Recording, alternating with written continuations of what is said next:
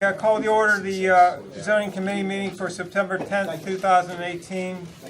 And first item on our agenda is notification that a public hearing has been scheduled for September 24th, 2018, as requested by Barrel Chevrolet, Inc., to amend the town zoning code to change the zoning district of certain property located on Perry Highway and Little Meadow Road at 2 Little Meadow Road and 3 Little Meadow Road, and including a 14-foot private right-of-way in the town of McCandless from R2, 1 and 2 family residential district, to C3 highway commercial district, and amending the zoning map of the town accordingly. This is a revision to the previous proposed amendment, reduces the amount of area to be rezoned to C3 highway commercial, and basically the elimination is the area that was to be dedicated for conservation purposes. It was supposed to be changed from R2 to C3, and that has been cut back. It's about 100 feet by what, 970? It's I don't know the exact width, but it's a good bit of ground. And I think the big issue is the stormwater management. Stormwater, they're still working on the stormwater management. They will have the information we're asking for by the time of the public hearing. Okay. Any other comments? Okay. The next item on the agenda is to review the Public Commission's recommended draft ordinance rezoning certain properties abutting Corporate Drive in the town of McCandless from C5 Commercial Residential District to C6 Industrial District, and amending the zoning map of the town of McCandless accordingly, amending the planning and zoning code to provide zoning regulations for medical marijuana facilities, and repealing and replacing Article 1337 C6 Industrial District of Part 13 of the Codified Ordinances of the town of McCandless in its entirety. So we currently have a something in place for that a pending zoning ordinance, and they're going to change the ordinance. Everyone has a draft of that. That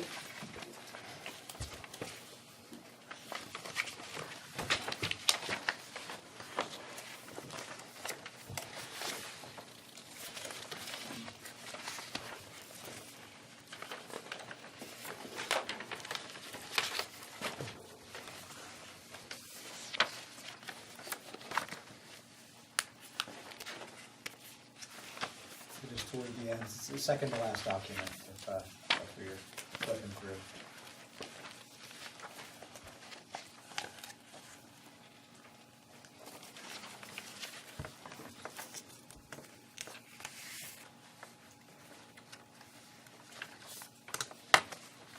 I have a question, Greg. yeah, yes, sir, Joanne. As I'm thinking back, the residents complained about the sheets because students were getting buses right there at that corner.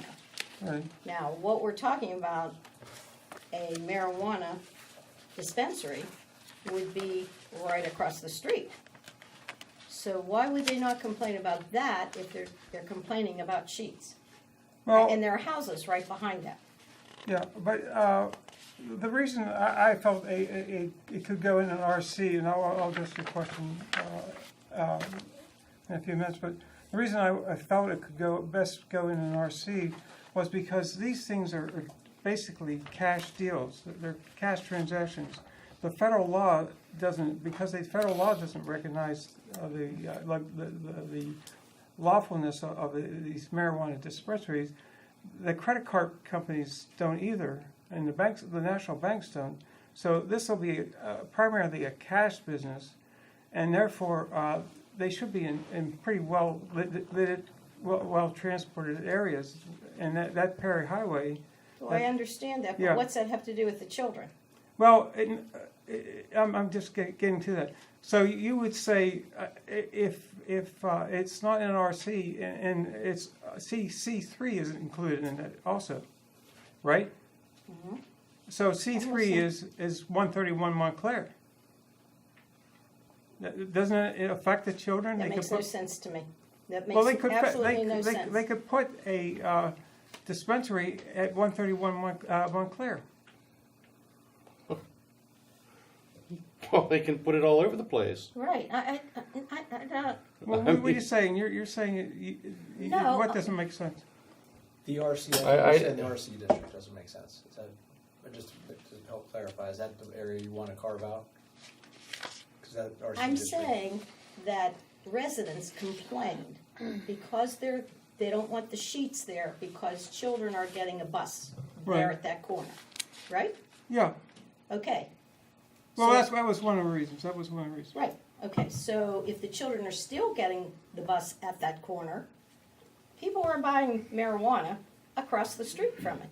So, that, Well, Joanne, excuse me, just real quick, are you suggesting that it should not go to C6, is that what your point is? or C3, C3. no, C3. I'm C3. saying it should not be in that particular place.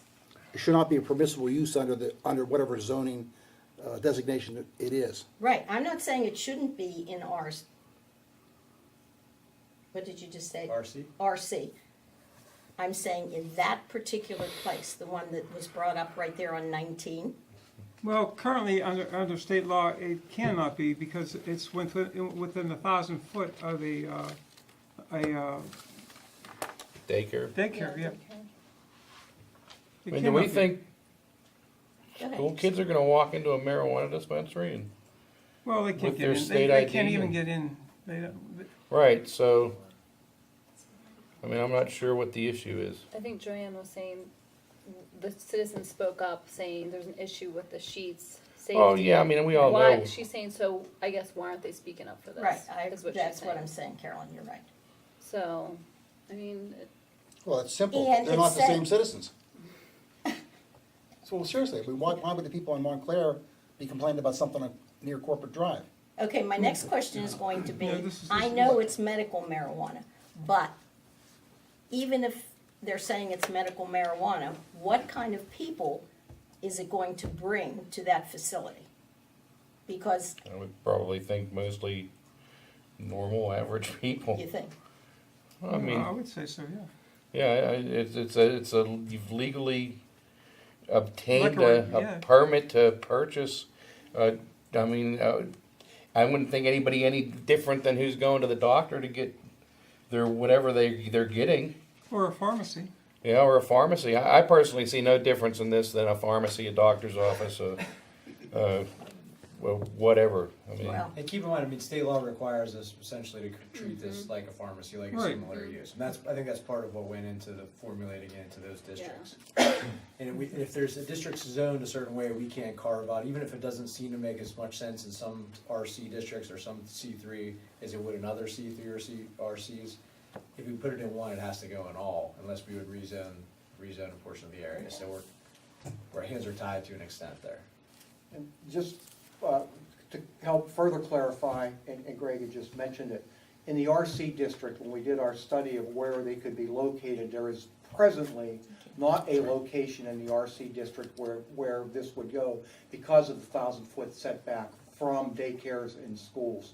Right. However, the Department of Health has the ability to grant permission, even though it may be encroaching on that 1,000-foot setback, number one. And number two, if one of those daycare centers or schools goes out of business, then it may be possible to locate within that RC district. okay, thank you. Any other comments? One other thought is that our comprehensive planning process is well underway. And one of the things that has been identified to town council and all the citizens is by our planning consultant and all the information they've gathered is to revisit the RC zone district as to what the appropriate uses and maybe some invited uses and so forth would be there. So it would be another opportunity somewhere down the road if the council's so inclined to look at the RC, we'll see what the recommendation ultimately looks what it looks like, as to what kind of recommendations the planning consultant has. Greg, I have another question if I may. Sure. Toby, you finished with your report? Yes, sir. Thank you. We've discussed this before, but the supremacy clause in our systems of laws, the U.S. government, they prohibit it, and they're serious enough about their prohibition for dispensing marijuana and the other related activities. They're serious enough about it that the banks won't issue credit cards and support National banks. national banks, and what was the other financial institution? Somebody else wouldn't do it. How are they going to resolve that? It just seems to me a really preposterous situation where something's illegal from a federal law analysis, Yeah. yet the states merely go along doing it. I guess, I mean, the states have done it, and they're Well, I just- know they're doing it, Yeah, but it just seems to me that Yeah, I mean, right now, the law of Pennsylvania is at least, you're allowed to, these medical marijuana facilities and dispensaries are permitted, so, that may change in the future if the federal well, government what's comes the out. Fed, what do the feds say about it So right today? now, it's still essentially, you can't do it, but we're not gonna enforce those Yeah. federal You regulations. know, that's a preposterous state of affairs. It really is. True, and it Well, it's does, preposterous that we have it. Yeah. I mean, because good grief, marijuana compared to alcohol or any other opioids, I mean, so I guess in the interim, you wanna have some regulations in Yeah. place, just to at least. I think I understand the general situation. I just wanted to weigh in on You're right, though. on that fact, and That conflict is causing Yeah. problems, especially, even more so, I think, in the recreational marijuana states. Yeah. Which are, it's obviously more pervasive, so.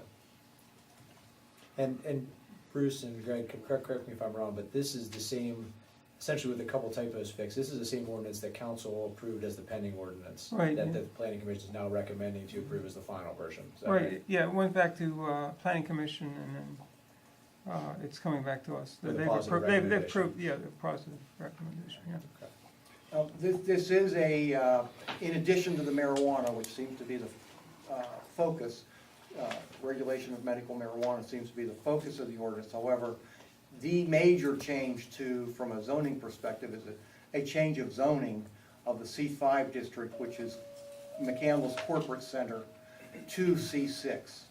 And we completely rewrote the C6 ordinances to the C6 ordinance to include all the regulations in the C5 ordinance. We combined them with the C6. So this will have to follow the rezoning regulations when we go through it, which means that we are going to have legal descriptions of the C6, proposed C6 district, and we're going to have to post the property. So we've got a lot of work to do before we can start, before we have our public hearing on this. And I mail mean, notices to the I don't know how many property owners there are. there'll be a lot of surrounding property owners that get notified, and there's one property owner that owns all the proposed C6. And it's important because there's now finally, there'll be a light industrial district in the town, and even though there had been a defined light industrial district, there really hadn't been one, correct? Right, on the zoning So map, that's important, that's a That's really very good cleanup important. issue for us, Yes. for the town. That corrects probably a it. necessary Corrects it down. change. Yes, yes. The property that is being rezoned is the McCandless Corporate Center, so it's clear to the public and everyone. It's like a simple clarification.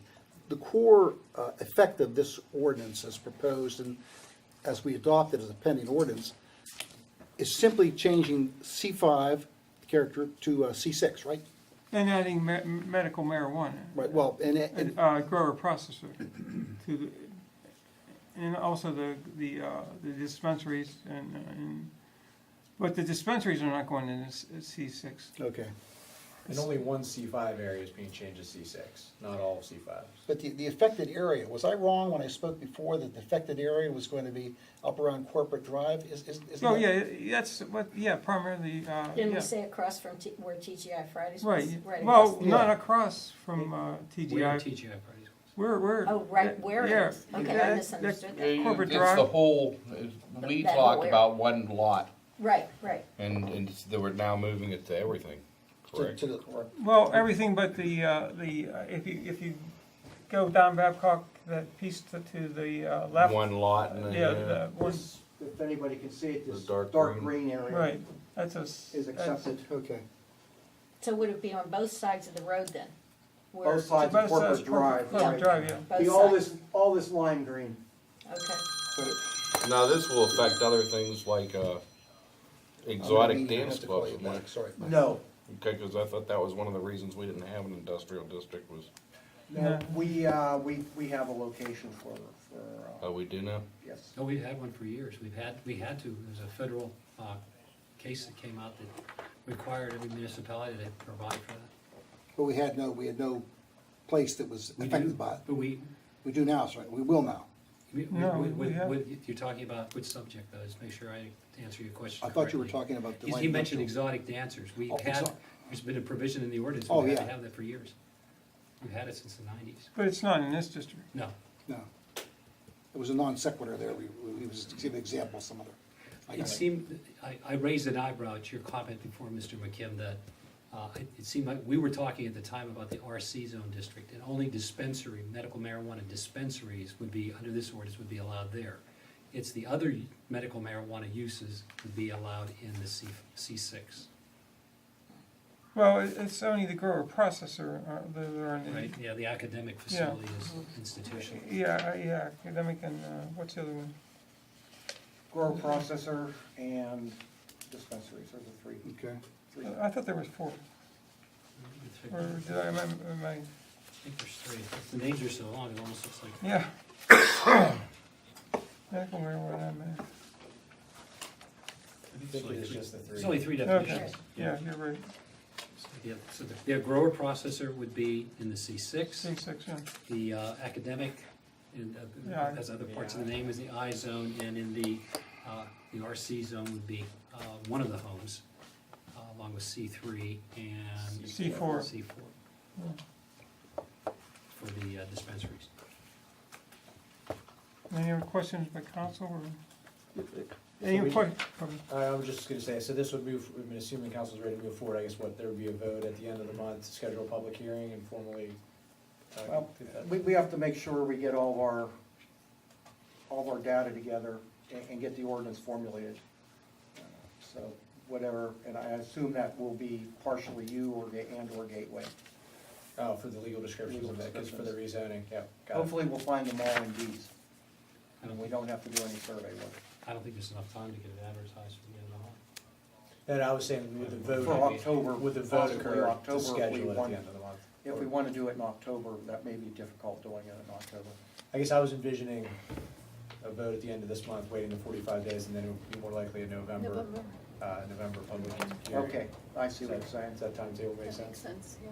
That gives the county their full 45 days. Yeah. We have time to get everything our, Yeah. And I believe our planning commission's already reviewed it, so we don't have to go back to that. correct. Right. We'll give them a courtesy copy 30 days out, Yes. but yeah. Okay. So Okay. was that something that Gavin has said, I think, that for the public's sake, that the November would be a potential public hearing, right? Right, Yeah. assuming everything, you know, I guess. And then do we pass it the following month? Yeah, Okay. And so it's passed in December? correct. Okay. In the meantime, we do have the pending ordinance, which means it is in effect. Right. It's It'll be essentially. doubly pending once, now that we've announced that we're ready to move forward, right? Impenetrable. Any other questions? Any questions by anyone in the public? Chief, sit up here. Okay. A question of Come up to the clarification. microphone. Come up to the microphone, please. Could you tilt it down, Marie? Just, I can't remember how tall Sister Mary is. I'm Perfect. sorry, No, I couldn't remember how tall you were. I was asking her to tilt the microphone for you. thank you. Sure. Could you clarify, I forget who said it, the thing about marijuana cannot be within 1,000 feet of a daycare or a school? A marijuana dispensary. Okay, which is what this will be, medical marijuana? No, well, yeah, it'll be a medical marijuana dispensary is in certain places, the RC, the C3 and the C4. The medical grower processor facility that's actually grows the marijuana inside is going to be in the C6, which is up in Corporate Drive, McCandless Corporate Drive. And does the 1,000 feet, Does not apply to the grower processor that's in Okay. C6. because, Vincentian has a daycare, and that's right across the street. Yeah, but the daycares only apply to dispensaries, yeah. Thanks Thank for you. clarification. Okay, thank you. Anyone else? Okay, the meeting, then I'll hereby adjourn the zoning committee meeting. Okay, now it's time for the Public Safety Committee meeting. Chief DeSanti is gonna come forward with his report. Good evening. This is a report of the McCandless Police Department for the month of September. The report is listed, can be viewed on the website. Just a few highlights. We had a very busy month in August. We were involved in about 1,500 police-involved activities. We have been doing a good job, met recently with my new command staff, to structure and do a lot of proactive policing and a lot of officer-initiated activities to better serve our citizens. And I commend Officer under my command who are doing good work. And we continually look outside the box to find ways to serve our good citizens, and I'm proud of the efforts of my officers. I'll talk a little about a permit was issued to Impacts Academy under the town ordinance. Part of that permit, the police department trained the entire staff on several safety subjects to include sobriety and safety situations to make the staff aware of. I found from personal interaction with these individuals, along with Detective Egley, the owner and staff to be compiled of very professional and well-trained individuals with impressive backgrounds both in military, local, state, and federal law enforcement. They seem genuinely committed to creating and maintaining a safe environment for the public to enjoy and be safe. That's really all I have for this particular report at this time. Respectfully. Thank you, Chief DeSanti. Thanks. Next, review a draft ordinance amending the codified ordinance of the town of McCandless, specifically Article 709, weapons, to establish criteria to obtain a permit from Chief of Police to operate a shooting range and/or archery thrown weapons range. Yeah, I actually was just handed this by Vice President Waskowskis tonight and reviewed it, but I'm a little bit familiar with this type of thing. We had something similar in my tenure as police chief. Excuse me, Chief, I think you're discussing point 4, the ordinance with respect to disruptive properties. Or which one are we on? No, it's Shooting ranges, Oh, archery shooting ranges. range, Okay. yeah. Well, basically, for checks and balances, the council has decided that the police chief, which I understand has been done in the past, will look and review anything that comes to council that there could be these type of things that are done, to have it reviewed and looked at to make sure, basically in short summation, that it's safe and it's feasible to be there and safe operations for the citizens. That's pretty much the gist of it. And if I could just maybe expand upon that a little bit, Chief, thanks. The current existing shooting range permit language in the code is it's pretty bare bones, to be frank. It basically says that the chief is required to ensure, as he said, that a shooting range is going to be operating in a safe manner. What we've drafted in consultation with the chief and the town staff is a new permit ordinance for not just shooting ranges, but I don't know if anyone's familiar with the axe throwing ranges that are popping up from here and there. There's one in Millvale. Really any kind of throwing weapons, shooting weapons, that kind of thing. It essentially, in much more detail, sets forth safety requirements. Examples would be, supervision, instruction, how minors are handled, ammunition, the prohibition against alcohol is specific in this particular regulation. Talks about how and where the firearms and shooting items are discharged, and it allows the chief to add additional reasonable conditions after reviewing the application to make sure that it's safe. So what happened with the impacts facility, as I think most people are aware, is that we kind of relied upon the shooting range permit language, sat down with the impacts operator, and came to an agreement on really most of these same types of items to ensure that, both the, customers, the citizens in general, we're gonna be as safe as possible, through the operation of the shooting range. And so we actually used that. That was a pretty good learning tool for us, in learning how these operate, doing some of our own research, and then determined that, even though essentially the format for the impacts permit was, we essentially took all these criteria and put them into the permit letter that the chief issued. What we'd like to have going forward, should there be another shooting facility of some kind, would be very clear, explicit requirements, protecting the health, safety, and welfare of customers and residents, and the employees really, of such an operation. So this, this just makes it more clear, it can be relied upon, it's more defensible against a challenge, whereas the current regulations as they sit are, again, relatively vague. It's the chief's making sure that things are supposed to be safe. We'd rather have it clear that, hey, look, he's gonna make sure that it's safe, and here's some of the regulations you're gonna be required to follow. So that's what we are directed to prepare, that's what's in front of council, and would need to, again, to take the next step, would need to be advertised before it could be voted on and incorporated. It would basically just replace that section 709.03 of the code.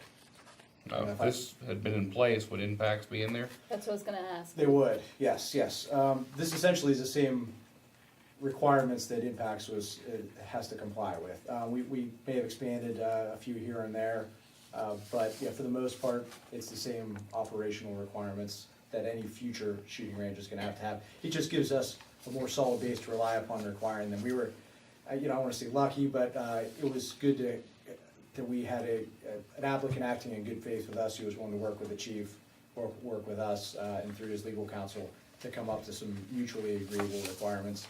And, we wanna make sure that we have those requirements in place, should the next applicant maybe not be so willing to sit down and say, well, that's all in the name of safety, I'm not gonna buy any of that, we'll do only X, Y, and Z, and then we end up having to fight about it.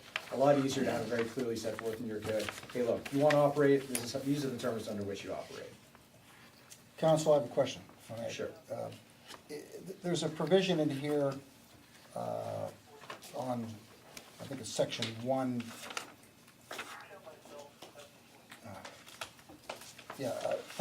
Subpart 5. And it basically seems to say that if an applicant fails to comply with, and I think it says applicant, it probably means operator as well, wouldn't it?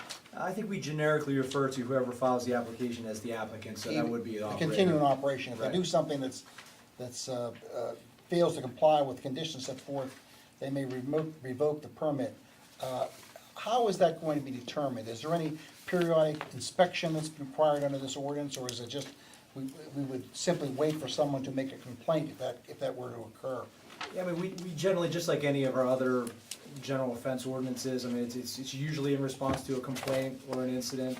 There's not, the chief can correct me if I'm wrong, but for the most part, there's not enough manpower to just constantly be ensuring that all our regulations are being followed at all, even just commercial properties. That's not to say that the police won't, keep an eye on what's going on there, especially as they, get up and running, I would think, chief, right? Yeah, we'll keep a close eye and monitor it very, very closely, but ATF actually has rules and regulations, and they do inspections periodically at these type of places. What about at the state level too? ATF and the state ATF doing it? mainly with the federal firearm licensing and such. Okay. Anything that they get, we will work in correlation with them to look into. The ATF Not so much at the state level, sir. The ATF regs are not as tight as these I ordinances? believe they're more related to how the operation of the firearms themselves and ensuring that, Okay. more federal, more kind I of got you. 30,000 foot type, Thank you. yep, this is a day-to-day operation.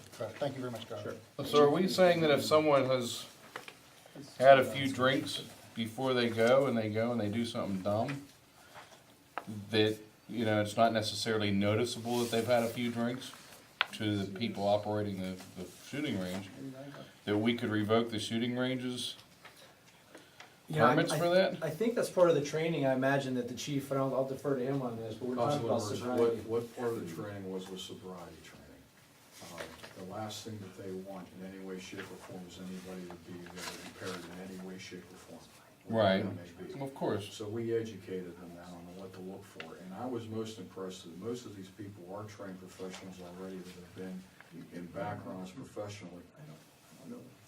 Right, but I've seen people who can drink nonstop. That, you know, they're really looking at, so if there is any impairment, they will not let the individuals. Visibly noticeable impairment, but there are people, I mean, I saw a video the other day where a cowboy type guy was pulled over and passed all of the tests that the police officer gave him. And then at the end of the video, he said something to the effect of, you should see how good I am if I'm sober. So, I mean, but I'm asking if someone is not noticeable, if they go in, they accidentally shoot themselves in the foot, or their next door neighbor in the foot, are we going to pull a permit for a shooting range over something to that effect? I mean, if I could, Chief, I think that's gonna be a very fact-specific investigation. I mean, if there was no evidence that this person was intoxicated and it's just a total fluke, I mean, it's gonna be so fact-specific. I don't think we can say just generally yes or no to something like that. I mean, you're not allowed to be intoxicated on the range. If you are intoxicated on the range and something happens, well, I mean, I think there's a level of responsibility, you know, where that falls on the scale. If, you know, not a reasonable person wouldn't have known they were intoxicated, I mean, I think we just have to base that on the circumstances. I mean, it's, the idea is to not have any intoxicated people anywhere Well, in of the building. course. They're gonna do everything that they can to not have anybody of any impairment because of the liability, the safety concerns, and they will deal with that very, very quickly. No, I absolutely Hypothetical believe about that. somebody that's, you know, there would be an investigation like there would be an investigation on any other incident. It would be ultimately a matter of proof of the violation by the Correct, specific facts of the incident, correct. right? Can I ask who came up with the $100 annual permit amount? I don't know, it just seems very low for such a, That's certainly something we can change. To be honest, I think that may have come from the old ordinance and just maybe got carried over. Old ordinance was $5. $5. Oh, was it 5? Oh, see, so, It's old. okay, so, I mean, if. 20 times as high. It needs to be related to the administrative cost in reviewing the permit application and, you know, ensuring that all the requirements are met. So I guess we could talk to the chief, if there's more time How or long it takes, resources yeah. that would need to go into that, we could increase that accordingly. Maybe that's something we could talk about before we get it, you know, finalized. okay. It's a good question though. Any other questions or comments?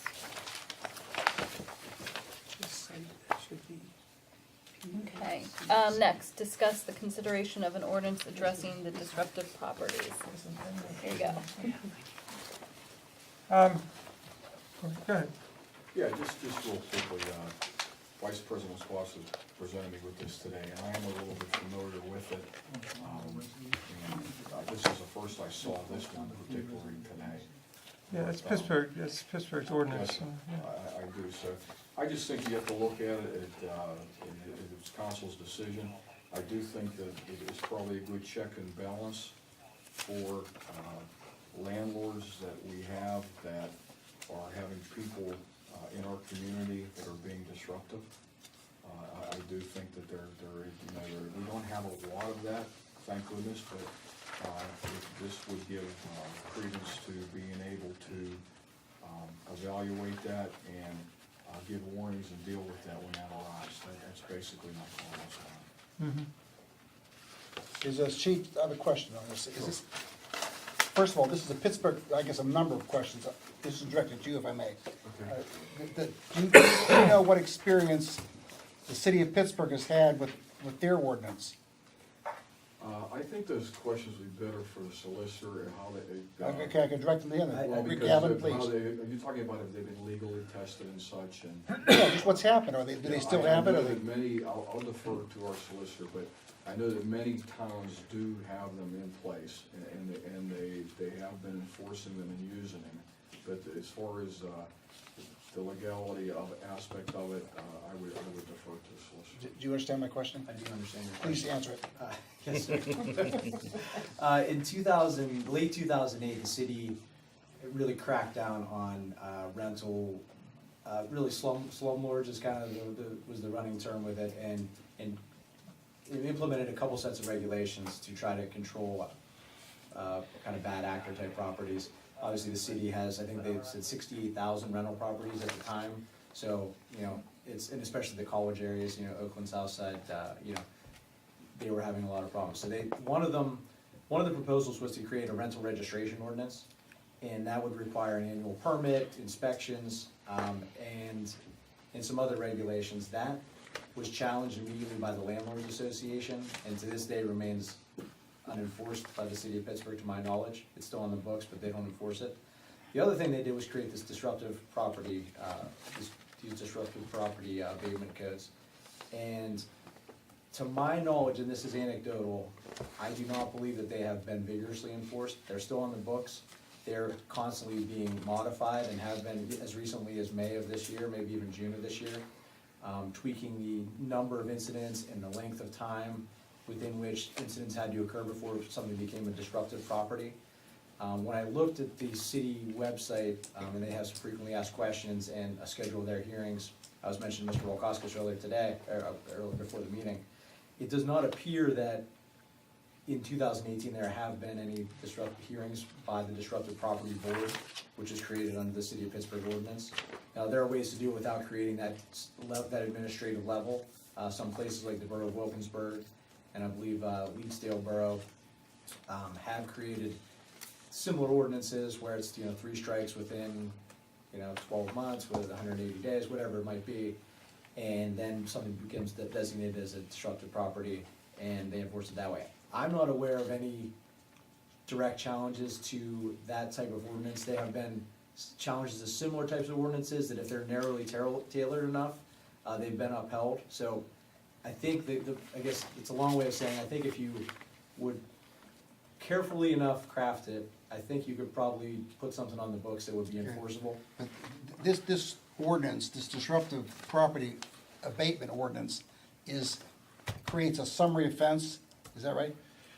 It eventually, I believe, can get you up to a misdemeanor if you fail to correct the problem. I think one of the issues that I have with the City of Pittsburgh ordinance, and I have to read it again just to confirm this, but I think that even issuance of a citation in the City of Pittsburgh gets you 1 strike. And what I've seen from other towns is there has to actually be a conviction or a guilty plea to get you that strike, because if you run into a situation where you issue a citation and then magistrate doesn't uphold it, you know, a month later, what did you really have? Was there really an incident? And there's also some kind of implication that the number of complaints about residents could make it disruptive, but you could have a situation then where you just have kind of a neighbor dispute, and you have one neighbor just complaining about the other neighbor all the time, and then all of a sudden that becomes a disruptive property when maybe it isn't necessarily one. So it's one, I think if the town is, you usually see these in municipalities with lots of rental properties, number one. And that's, whether the town fits that description or not, I'm not sure, maybe there are. But if this is a big enough problem that the town council thinks that we need to put this sort of framework in place, I think we could do it, but I think we want to be a little more conservative than maybe the City of Pittsburgh would be. We could look at the timelines as to how many disruptions there would be, you know, over whether 6 months is enough or it has to be over a year, that kind of thing. So, you know, I guess the first question is, does the town council think this is enough of a problem to get involved with, or to implement this sort of Are there other, enforcement I'm framework? sorry, I didn't mean to talk over you. Are there other ordinances in the town of McCandless that get at the same type of behavior, try to sanction that behavior? I mean, I imagine if 2 guys are engaging in a fight outside a bar, that our police force could arrest them on for any number of reasons, not just disruptive ordinance. I mean, is this really needed? I mean, what does it fulfill that the regular police enforcement does not get at? I mean, that, you make a great point, because by its terms, you have to be in violation of another either statute or ordinance to get that first strike out of the 3. So, you know, there are enforcement mechanisms both on the code enforcement side and the criminal statute side that you would have had to have gone through and had, you know, apparently not corrected the improper behavior. So that's normally how I see these things addressed. If you have, you know, someone committing criminal acts at a property, whether it's a landlord-tenant situation or just private property, the police go out there and they enforce the criminal code, and Right. the hope is that, if someone gets arrested, they straighten up, but if they don't, they get arrested again. And if it's a code enforcement matter, the same thing with the code enforcement. They get cited, they get taken to the magistrate, they get fined, and that's usually how, these types of problem properties are addressed. In areas, again, where there's a pervasive, usually landlord-tenant problem, is usually the basis of it, then what this does is, all right, if this is really kind of a landlord who doesn't pay any attention to his property, his tenants are always screwing up, getting into fights, having the police called on them, well, after 3 times within a certain period of time, then we get to start charging them for police and fire time that is related to continuing to respond to these same types of incidents. And that's what this does, is allow the municipality to recover those additional costs should you hit that 3 strikes and you're out situation. May I inquire in general, it's my last question, if I may, thanks for your patience, by the way. What gave rise to this, is there a specific proponent of this legislation, or how did this come to our attention as a suggested action we ought to take? There was a citizen who appeared at least at one meeting I was at, and maybe there was more than one. No, he's sitting behind you. And maybe he's here, so Yes. he'll be able to comment during the public Okay. comment section after council's done with its discussion, but, so that I know there's at least one property where it's been There's suggested. at least 3. And that I maybe more know than of. one property, so yeah, that's what triggers. Now, what happens if, this obviously wouldn't necessarily be a disruptive property, but what happens if you have a particular resident who calls the police every time the neighbor farts in the wind? Well, That would be illegal. I mean, chief, I guess, how would you handle something like that? We've Yeah, can't this investigated apply to thoroughly. it? If there was no credence to the complaint and there was no charges, we apply statutes when there is cause to do that. Right, but I understand that, but I'm saying, what about the person who constantly calls?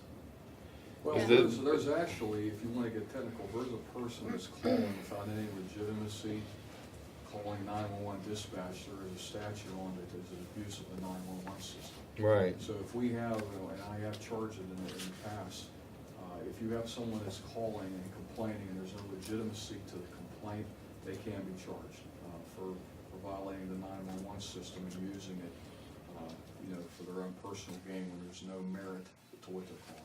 So then are they fined? Yes, they're charged. It's actually a misdemeanor. And what about the Airbnbs? Does this have anything would be affecting any of their? Not specific to Airbnbs, it would be handled like any other property. How about if they're in the process, so the owners are in the process of evicting the tenants, and they have 3 strikes, and they have all the paperwork to show they're trying to get them out? Are you No. still gonna fine them when they're, The the abatement? courts, how they give them like some time, like is that? I can tell you that if I'm asked that question by, the chief or the town manager as to, hey, how should we handle this? If someone's taking the corrective action to eliminate the problem, I would say certainly the town would back off and allow that eviction Yeah. process to occur, because then it's accomplishing our goal, right? Sure. We're not trying to Okay. be punitive here and punish it. And when Okay. this is really a situation where the landlord just refuses, or the property owner, I don't wanna just say landlord, 'cause Yeah, but just refuses to take action to correct the situation. okay, The city statute specifically says any tenant who is in the process of being evicted shall not count towards the property being declared disruptive. So they do take it into consideration as you. can you As you also said. explain where it says the rental properties, each unit is a separate property if the rental contains 6 or more units? Does that mean the actual building that has 6 or more units, or is it like a company that has 6 or more properties? You know what, I haven't looked at Mr. Walkoskis' handout, which It's page on the are you first Paragraph C, page. or is there- Yeah. Yeah, see, if it's Do you see the second 6 or one? more Yes, I do, I see rentals, I would think that it would have to be 6 or more rentals on the same property. On the same property, okay, Yeah. that's what I'm You trying to own understand. 6 Each places in unit. McCandless. Okay, Right, okay, and and if we did go that route, we would more clearly define how that would play out. okay. Madam Chairman, I'd just like to add a few things. We do conflict resolution every day. And Councilman McKinney talked about that. We go and we solve problems and we keep the peace. In these particular circumstances, what I do proactive, we don't have a law, thank goodness. They do arise now and then. But I simply call and talk and try to mediate with the landlord and talk to them and tell them, do you know what's going on your property?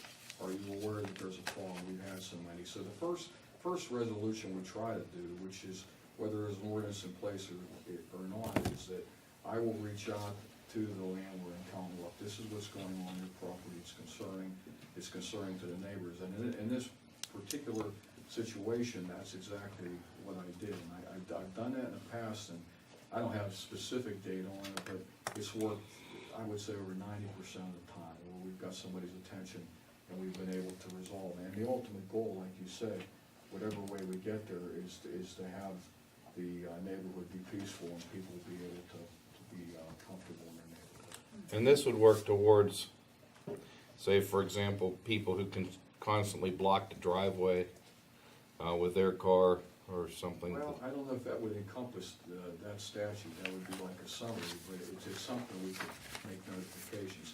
If you look at the orders from what I'm looking at, there's, and solicitor, please correct me if I'm wrong, there's specific statutes that are applicable to this. Correct, right. And I think it's part 7 of our general offenses code, and then certain statutes of the state law. I have the attachment, it's part 7, and has 701, animals, 702 wild animals, and so forth. So it would have to be, one of those things, right? Wild animals. Yeah, I'm not sure what they're talking, I don't, There's people who keep wild animals, or I don't know. or are we gonna find someone for a wild animal? That came about a number of years ago about, there's some people keeping exotic animals, and there were stories on the news about them escaping. From time to time, you see a boa constrictor making their way through a neighborhood, so. Have we? No, we had a council member who asked for that kind of legislation. Council voted in favor to put it in place. We have a pretty detailed ordinance about wild animal management. You see that on TV every now and then, a cougar kills somebody, it used to be a nice pet, and then he ends up killing somebody, on TV. Don't think it's happened around here. But if we were to move forward with this idea, there would have to be a ordinance in the form that would make sense to McCandless, and we couldn't just take the Pittsburgh ordinance and copy it and put it into our ordinance book. So it'd take a considerable amount of effort to draft this, have it reviewed, and write. Are we making any decision? That would be your pleasure, as long as it conforms to, it doesn't Yeah. conflict with any other law. I mean, what action do we, I realize we're not gonna vote tonight on this, but what action do we contemplate taking upon reviewing the Allegheny County or Pittsburgh ordinance? What you would do would be to direct me to create a draft that I would, with the input from the town staff and the manager, we think would make the most sense for McCandless. Obviously, we would consult with the chief very closely, and then come to you and say, well, you wanted this sort of remedy or enforcement remedy. Is this, this is what we would propose. What do you think about it? And then council would discuss that draft. Without having reviewed this in great detail, it strikes me that this may very well be duplicative of a lot of other punitive laws that we have designed to control people who are going off the beam. I don't know, I'd have to really look at it, but. Well, I mean, as we discussed, really to get one of those strikes against you, you have to have violated some other statute, which presumably would have led to some other enforcement action and conviction. So you're right. I'm not a proponent of disruptive people, don't get me wrong, but I do think, what's the best way to deal with them, that's it. Right, my big concern is the next administration is not quite as reasonable, and then they use this to go after anybody who does anything at all that they don't feel like they like. And I understand the 3 places that I've heard complaints about. I wouldn't want to live next to them. Toby? Council President Zachary commented to me that she's going to be absent tonight. She didn't specifically ask, and I convey this, but I got an email also back to her on this subject. Just to comment briefly that it seemed like her thinking is that look at what we have on the books regarding nuisances. We have a fairly substantial amount of items in that, and if there's anything that it doesn't cover, address it that way. But certainly, and I think that's what you just pretty much said, Gavin, is to make sure that it doesn't conflict with an existing law if we already have something on the books. She did mention that also this may be an opportunity to look through our nuisance ordinances and maybe just see if there's anything that's dated or just, Tweak them a little bit. yeah, make some adjustments. Okay, thank you. Any other comments? Questions? Okay, public, any questions or comments?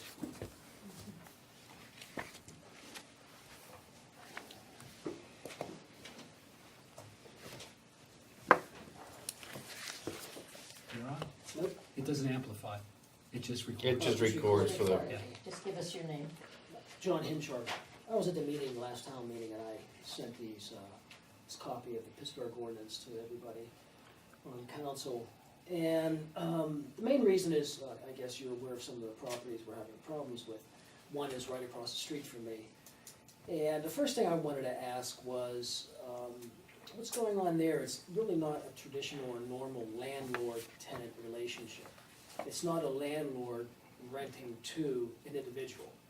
It's a landlord renting to a corporation, Envision, who then is placing people that probably aren't competent enough to engage in a lease agreement. So it brings a question to mind that, is this a commercial operation and is it legal under zoning? Where you're renting to a corporation and then they're doing something, even though the end result is a residence, technically the relationship is between, the property owner and the corporation. So that was the first question. I don't know whether that's legal under zoning now or that needs to be addressed as part of this issue with disruptive properties, to maybe incorporate something in zoning that would disallow that and keep it into a two-party arrangement instead of a third party, especially a corporation. Any comments on that someone can enlighten me about under current zoning? I mean, I would generally want to find out more about the situation and then provide advice to council separately. If you want me to try to take a crack at from what we're hearing, I can maybe give a general answer. Sure. I mean, that, there's nothing about that setup or that framework that would be unlawful under zoning. And in fact, depending on the type of individuals who this particular property, and I don't know anything about it, but this particular property is being rented to, if they are disabled in any way, if they are including, recovery, right, they would be protected as a group home and actually explicitly under loads of federal case law be permitted to stay in a residential district like that. Okay, yeah, that's what I thought. I would add too, I think I appreciate the point that you just made, but isn't what the disruptive ordinance goes to is the conduct of the individuals who either live there or are involved, not to the ownership of the property. I would think that, I don't know that we could really control it. It goes to the conduct of who's occupying the property, but ultimately the responsibility under that type of ordinance goes to the ownership. Right. And that could be a corporate ownership. It could be, correct. I don't know how we could change that. I think they're perfectly free to own an apartment. In fact, I would think most substantial apartments are owned by corporate entities of some kind or another. Right, Yeah. right, and then the group home factor, Yeah. makes it even more protected under the Federal Housing Act. Right. And another question I have is, do we currently have occupancy permits in the town for any purpose at all? The city of Pittsburgh has occupancy permits. Sure. Yeah. Okay, we have occupancy permits only for commercial activities. We do have the initial residential occupancy permit, which is granted, that says that the residence is built according to the standard building code and also met zoning requirements at the time it was built. Because that was one possible idea I was thinking about concerning rentals. So since we can't eliminate a three-party setup, as you were saying, then can we have occupancy for rentals that under disruptive property could be revoked if it becomes a disruptive property? And then that way we could have more control over properties that could become disruptive in the future, especially with the turnover of older people dying. Heirs don't want to have anything to do with the property, so like in this particular instance, and I think they own other properties in the area, it's a family trust that owns the property, and I think they have accumulated several properties. And so this may keep on going as the population dies off, the older population, and there's, the possibility there being a glut of housing, and it turns into more rentals. And I mean, I can tell you right now with the property across the street from me, it's not maintained like an owner would maintain it. I mean, the grass sometimes isn't always cut, bushes are not always cut, they look overgrown, so it's not necessarily an eyesore, I'm quite sure it's probably within town regulations for cutting grass and everything, but it's, that's one thing that's going on over there. So I'm just kind of curious if something could happen in the way of an occupancy permit, and, rentals have to be, instead of having a registration, a rental registration, which was defeated, and I was part of that to defeat it, because I thought it was just a money-making organization by the city. But they do have occupancy permits in the city, and I think it's worthwhile that maybe we look at this tied into disruptive property, or if a property becomes disruptive, outside of fining, another possibility is they would lose their occupancy permit, they would no longer be able to rent, and then they would have to put it up and sell it to, a single family or something like that. Yeah, I mean, I couldn't rule that out as a potential enforcement remedy should council decide to proceed with this type of program or enforcement, framework, that could eventually be, that could be one of the penalties. Obviously, we'd have to, that would require implementation of the entire, rental occupancy system throughout the town. But if that was there, I don't see offhand why that would be a prohibited remedy. Because when we were debating the residential, or the rental registration in the city, the argument was they already have occupancy permits. So there was a tie-in where possibly whenever a property is sold, it can always be updated by the owner, because city enforcement, code enforcement was saying that, well, we don't know where the owner is. Because whenever a property changes hands, they didn't have anything. Well, the county processes deed registration right then and there, you could get it. I mean, I don't know how difficult it would be to change their programming, for everybody in the entire county to get an updated, occupancy permit, and whenever it changes hands, to make sure that the new owner is notified within a certain period of time, they have to, apply and, register and have a valid occupancy permit. So, that's the other angle I was looking at for that. So I hope that would be taken into consideration whenever you discuss this disruptive property. And would that be under zoning for occupancy permits? I would think it would not be zoning, it would probably be more of a safety regulation, more than a zoning. It's assumed that the zoning is already correct. So I don't know, I wouldn't consider it zoning. Well, It that certainly would be couldn't be, handled out. it wouldn't be the building code either, because the building code only applies to new construction. So I'm not sure exactly where we'd put it, but it doesn't have to be zoning or building. Okay. It could be an entirely different category. And last but not least, I was talking with the chief in the past, and I believe you had past experience at a previous municipality that you worked at had disruptive property ordinances, and you said that it It was called was somewhat worthwhile. disorderly house. Was it Baldwin, or what was it? Oakmont. Oakmont, okay. So, what was your, Most of the time, like I said, a great amount of the time, just by communicating with the landlord, I resolved it. And sometimes we could send a actual formal notification, and never had to really go through with anything. because there are things, that are specifically defined here. I mean, it's just not as, you were saying that you're worried about the next administration saying, hey, I don't like this guy, let's run him out on a rail and disrupt the property ordinance or whatever like that. I mean, as the city shows, you have to have certain violations of existing, either criminal or other type of statutes. So it's not like, I don't think that it could be abused that easily. And, I mean, I just recently went through a situation with a rental that I have, that the person was just constantly putting the garbage out. Right? It was creating a hazard, animals were getting into it, and so, I had to go through a process with Public Works, and then there's, they go out with citations, 1, 2 warnings, and it just keeps on going on and on. But eventually, if that keeps on going on, then with a disruptive property ordinance, if it would be in there violating, refuse disposal or other things like that, then maybe, you can definitely either have it picked up and charge the person, like for police calls in the city's ordinance or something like that. But it's something more to think of. Thank you, John. All right.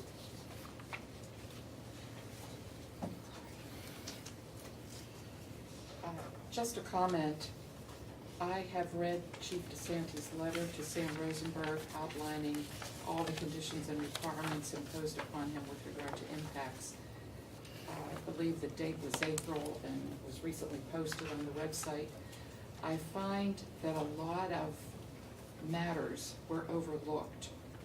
There was some detail that were not addressed that I think ought to be addressed, matters relating to safety. So I have put a letter together and asked you questions about those. So may I give this to you now? Thank you.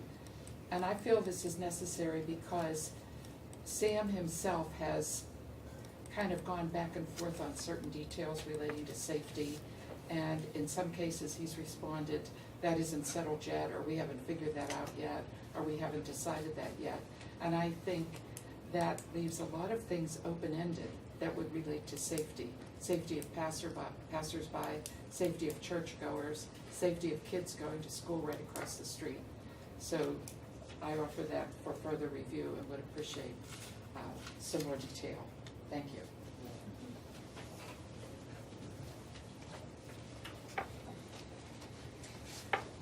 Barbara Richards, Manor to the shooting range thing also. I'd like to point out, maybe ask for your consideration about under G, I think it's 2G, shooter requirements. I wonder if you would consider not putting in the National Rifle Association in writing into our code. I don't think that that's necessarily appropriate. I know this goes back to when the NRA used to be a training association and organization, and I don't think that they continue to do just that, and they have expanded into other things. And I understand the Pennsylvania Game Commission, but I don't think it's appropriate to have the National Rifle Association, whether they do the certified, the orientation or not, is not what I'm talking about. I'm talking about putting that name into the code. And I think, in the little research that I did, I think that there are other associations that also will do orientation for shooting ranges. And I think that should be considered and looked into. Maybe there could be some broader language, like government bodies or something like that, or something other than actually naming the NRA. And also I noticed that the shooting requirements are different for the impacts permit than they are for this. It says that impacts will be doing the orientation themselves, and I wondered how that, why is it different from future shooting ranges? Well, I thought this would apply to impacts now, right? No, this would be This is, prospective. okay, I thought you just said that everything that we decide in this will be, okay, never mind. No, I think the question as I understood it was, let me see. Steve, I think you're the one who asked the question. How did you decide, how did you phrase your question about how the application of these regulations? Anyone recall We were that? talking about how this applied to impacts. Oh, I asked if. Oh, could impact still have opened Right. under this code? Okay. Yes. So that was the answer to that question. Was Okay. yes. I So, mean, the impacts is bound only by regulations at the time that they are. oh, Right, okay. But I think Steve, I understood it to be a hypothetical. And I right, saw if these- they hadn't opened yet. Right. That's what you're saying, yeah. So there is, I wonder why, and since we are asking questions, I guess, why the shooter requirements and the orientation is different for impacts than it is for future shooting ranges. I mean, why doesn't? They're grandfathered in. There were no regulations in place at the time impacts applied. I mean, they were very minimal. So this has been, you wouldn't do something like, say, that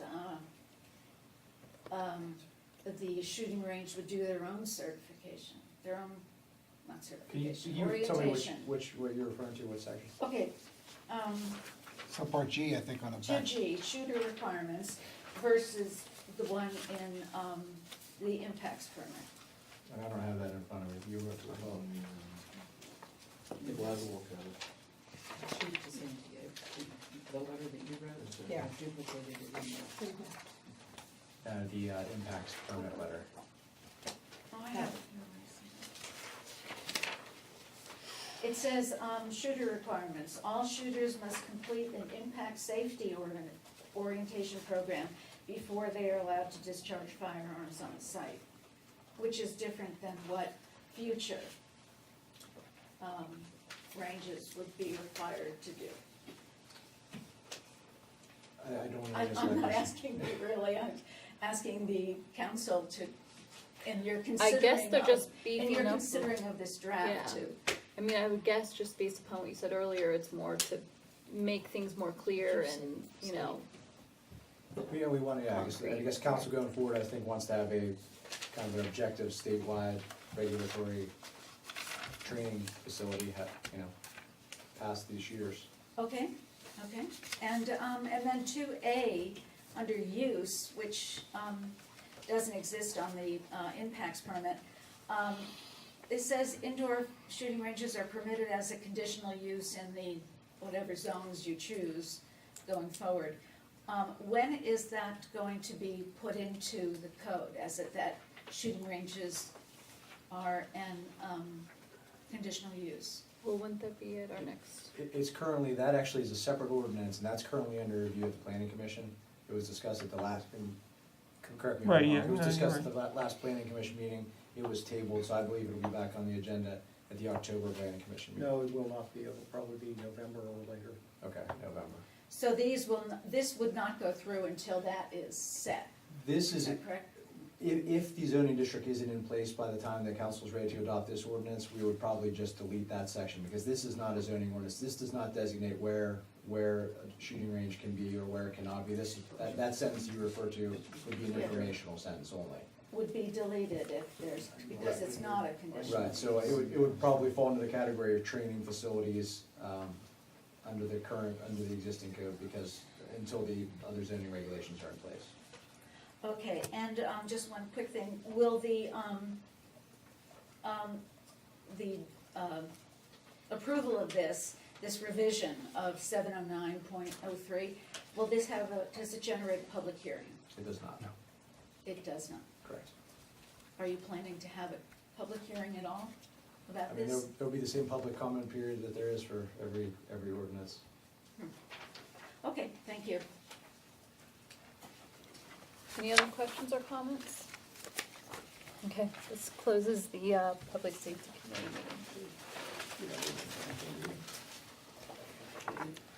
meeting. In the absence of Bill Kirk, the chairman of the committee, I call to order the Services Committee meeting. First item is the fire marshal's report for the month of July 2018 and permit report for August 2018. Oh, there you are. I was looking for you over there. Please proceed. Thank you very much. Good evening, ladies and gentlemen. The month of July was a fairly slow, as we had months past. We did, 3 fire companies ran a total of 61 calls. Out of those, we were kind of low as far as numbers are concerned, but we were fairly busy. As you know, we had the large structure fire at Bellis areas, and we had 2 other structure fires throughout the town, so we were fairly busy with that. Just a comment that on the 24th and 31st of July, the fire companies participated in some pretty in-depth high-rise firefighting training at the Allegheny County Fire Training Academy up in North Park. On August 28th and 29th, Chief DeSanti and myself, we had the distinct opportunity to have what we refer to as a tabletop exercise set up here at Town Hall. I don't know if anybody's seen any pictures on the website or anything like that, but we had a virtual miniature town set up in the large auditorium here. I ran the fire departments, police departments, EMS, and we even also had the North Allegheny School District come down on one of the days to go through that emergency management operations. So it was a very good training for everybody. It was, very, yeah, thank you, Chief. It was good times. August 25th, 26th, the command staff at the fire companies went through what's called the Blue Card Command Training. This was taking place at the Mount Lebanon Fire Department. All the command staff, very in-depth training as far as the command and control of the fire ground and setting up a safer environment for all of them. And just a side note, this most recent weather event, we fared fairly well within the town here. It's a very minor flooding details, mostly tree removal. Chief, are you aware of anything else as far as weather related? Within the last two, I think we were pretty, we fared fairly well. So tomorrow night, we're gonna be prepping for the next weather event that's coming up, so. Other than that, any other questions on the report? Thank you, Dan. Council have any comments on the chief's, or on fire marshal's report? Anyone in the audience? Real quick one. Please, I'm sorry, you're about a half a second ahead of me. Okay. Well, if you want to proceed, just go I proceed. just want to say that Dan did an excellent job. We've been talking about an emergency management coordinator putting some training together. Hasn't been done for a while. And we did this and we got all the stakeholders involved and it was excellent. I'm sorry, I didn't mean to. No, not at all. I wanted to make sure that he deserves accolades. He did set this up and it was good. It pulled everybody together. All our resources, emergency personnel. We had ambulance, we had fire, we had EMS, we had police, we got the school district involved, and it was challenging and it was great. We came up with some really good scenarios and it was just a really good, productive training. Well, I commend both of you on the spirit of cooperation you both have and continued good job. Is there anyone in the audience that would like to comment on the Fire Marshals and Services Committee meeting? I would just like to thank firemen and police, tremendous job that you're doing. I think McCandless comes out on top. As I read about other municipalities, I think we are far above most of the other ones, so I thank all of you and your departments. Thank you. In the absence of any further comments, the Services Committee meeting is completed and closed. I called over the Public Works Committee meeting. See, Mark isn't here. Did he ask you to fill in for him? The drainage report, all the drainage work related to our road program has been complete. We are now, as soon as we get dried out a little bit, which hopefully will happen If ever. as soon as If tomorrow, ever. at least No, for a few I days. thought 7 o'clock tonight was supposed to be the last rain. Good. Yeah, For a while. when the topsoil pile dries out enough, we're going to re-landscape along the paving program, filling in behind curves, in case anybody asks you your ward where the paving's been done. We'll be doing that, concentrating on that now in the next couple of weeks. And then we'll be moving and tackling some of the projects we've been reporting about in my manager's report. The Highland Road projects, and a couple of other projects that Mark has in the books. And we also, Public Works did a lot of preparation for our Community Day. I didn't hear anyone call me over down at the corner of Sloop and Highland. I was down there watching myself, and the stream stayed in its banks. All Actually, well right. below. This type of rain that's a flash flood stream. That stream has capacity for the gradual. What rains we about get. coming off of Trolley Court and up above? Not bad. So we didn't end up with watching rocks in the road? Nope, and- I drove there several times, and this morning when I drove again, nothing. Oh. I was pretty surprised about the fact there were no rocks or anything on the road. We Yeah. didn't have any panic calls from those two houses at the bottom of No. I didn't get either. I actually was gonna call them and Yeah, no. did no. not get around to it. But on a progressive note about that, the three folks that needed to grant us easements for us to relocate the Iroquois pipe, Mm-hmm. third easement came in on Friday. We're gonna have those recorded. And Mark will be able to start that project as soon as we get this landscaping work done. All great those news. people must be thrilled to death because I would they're all hope. agreeing, won't they? I mean, I'm sure they're going to They'll have worry questions. every time it rains for the rest of their life. I'm but- sure they will, and you can't blame them. Well, I think what we're gonna do is hopefully gonna make them worry less. Yeah. Right, correct it. Getting a lot of corrective action there for them. Okay. We need to talk about paving for a minute? Sure thing. Okay, we are milling Duncan Avenue as we speak. Milling machines over there on a paver, and we agreed that milling in the evening, especially like on a Monday night when a lot of people are home and not out and about, maybe they're watching their first Monday night football games or whatever, and what a great time. That's such a busy road. So we're doing the section from Duncan, from Babcock up to McKnight right now. We couldn't pave on Friday, obviously, and into Saturday. Couldn't use that as a makeup day, and couldn't pave today, but the paver is scheduled to get back out tomorrow to put binder down on North Meadows and put the wearing surface on Old Perry Highway, and then go back and put the top on North Meadows, and then finish Rycold Road. And that will leave just Blazier Drive to be done. And we are recommending holding off the half? Yeah, we, the primary reason for that is that Mark said to me, is he hearing correctly that there could be activity on Blazier Drive, development activity? Right. So I said, well, we got a cell phone, let's call Kevin Doherty and see if he can represent Continental Development. And we were sitting in Mark's truck, and so he said, Kevin Doherty said that he would be delivering his sketch plan soon. And that I said, well, what happens if your sketch plan proceeds? What would be your timetable? He said, well, we would hope to get approvals from the town into 2019 and start construction late summer or in the fall of 19. Mark said, well, we ought to synchronize our paving on this half that they would be working on Blazier Drive with their development works. And this is the half of Blazier Drive that's in better shape than the part down by Showcase, the Brave Cinema. So that's a good recommendation.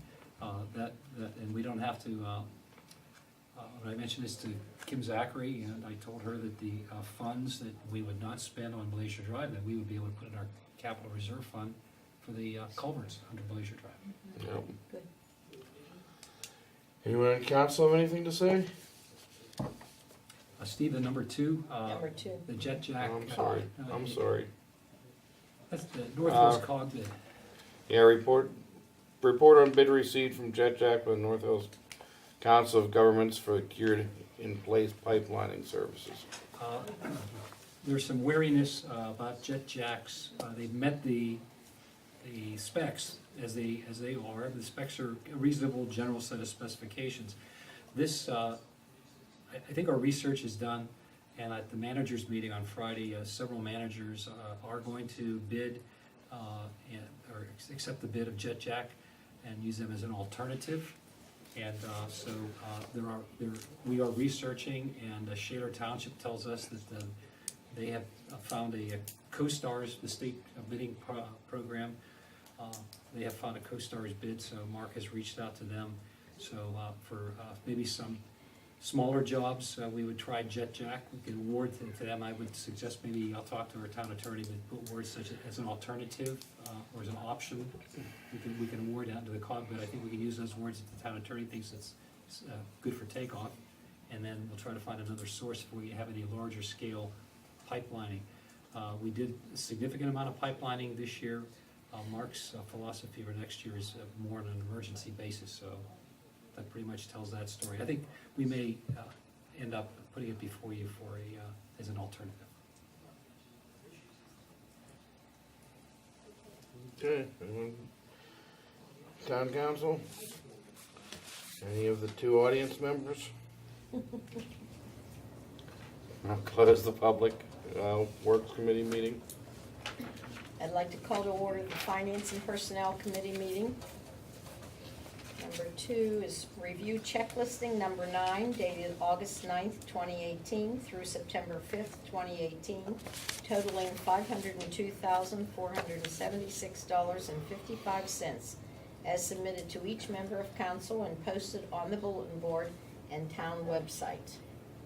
Any questions? Number 3, acknowledgement that the town has received its minimum municipal obligation for its police and phased-out non-uniform defined contribution pension plan. Questions? I understand from a review of this earlier that that this is lower than it was last year. Yes. It was Toby. it was lower, I double checked that, so it was lower than the original. Okay. So then we had an actuarial valuation come due last fall. And when we had an opportunity to lower our MMO on the final version in December, the final version in December was actually lower than this one is. This is a more typical number. So the information I give you at your request this afternoon Okay. it was correct as to the original MMO. But the final MMOs, last year's final MMO was $379,000 and some odd dollars. And this one is, in our packet, it's 400 and, police is the main one. 414,000. Last year's was 379, the final one. Okay. Any other questions on that? Okay, we have some people that are on different boards who are coming up to the end of their term. And I asked Toby if he would make a list of those because we have to give them 30 days to apply. So we need to, make that public. So Toby, do you have a list there that you I can did, tell? when I talked about just a little earlier, late this afternoon, I highlighted the ones, and Marie and I had looked at it last week. Merrill Klein, the chairman of our personnel board, his 3-year term is up. 2 members of the planning commission, Steve Warespan and Lamar Williams was finishing up an unexpired term. The 4th person is Dick Halloran, the chairman of our zoning hearing board, is up for a 3-year term. Ken Cuccinelli has resigned as of August 31st from the zoning hearing board, so his unfulfilled term needs to be filled. I might add, if I may, that Mr. Cuccinelli moved to Florida, so he's not just abandoning us. Right. Tom Edwards is up for appointment. He's the first alternate to this zoning hearing board. Pat Seaman is the member of the sanitary authority whose term is up. Wait a second, isn't there another one on the hearing board? I think this, Greg Quachek is 19. no, I'm sorry. Yeah, Greg Conte's. Russell Lucas is 19. He's the second alternate. I think he's, may want to check with Bruce. I think he has, He's talked about resigning. yeah, But because. he hasn't Okay. he hasn't given us a resignation yet. Okay. Donald Ray is on the McCandless Industrial Development Authority. His 5-year term is up on December 31st. Marion Marquis is a member of the Ambulance Authority. Her term expires at the end of the year. And lastly, Ted Meinert is on the Uniform Construction Code, and his term expires at the end of this year. That's a 4-year term. So there are a total of 9 people. So obviously that tells us we have a lot of interviewing to do. You may, we have a lot of interviewing to do, so it behooves. get Are this those on published the- already as notices, or do people? We'll put those are the available potential appointments. They're not up there now.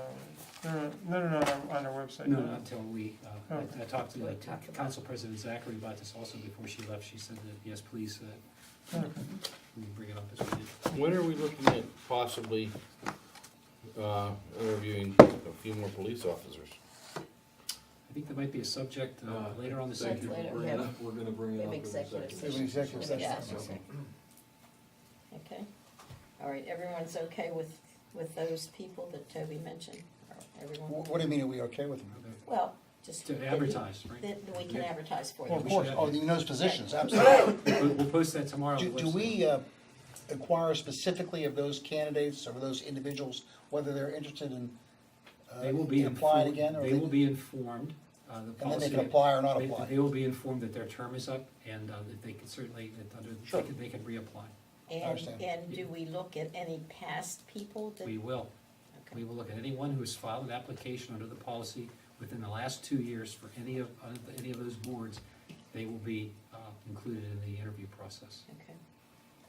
Okay, anyone else have a question on that? Okay, moving to seminars and conferences, we have the Fall Township Conference that's September 27th through the 30th. If you are interested in going to that, you need to see Marie as soon as possible because they need the reservations. And we're gonna cut checks Wednesday if you're interested, so we can get the check in time. Today was a drop dead date, wasn't it? I think tomorrow would suffice. Okay. This is the one at Seven Springs, right? I'm sorry. This is Seven Springs? Yes. Yes. And then we also have the COG dinner, which is September the 20th, and tomorrow is the last day to let Marie know if you're going to it. Yeah, they extended that deadline from Friday till tomorrow. Anyone else have any comments on finance and personnel? Anyone out there? Nobody? That concludes Finance and Personnel Committee. I would now like to call the Recreation Committee called to order. There really isn't much to say, except that, as you all are well aware, that we canceled Community Day after much work. So what we're doing, we're going to meet tomorrow and try to replan, or reschedule, I guess I should say. And that's as much as I know at this point until we meet tomorrow. Any comments from anyone? Okay, everybody keep their fingers crossed for the next date. And then I would like to move to enter okay, I can't say that, executive session to discuss litigation and personnel matters. Need a second? Second. You gotta vote on that? Yeah, Do you vote? You Yeah, have to we vote got- on it? yeah. All in favor? Aye. Opposed? Okay. There we are.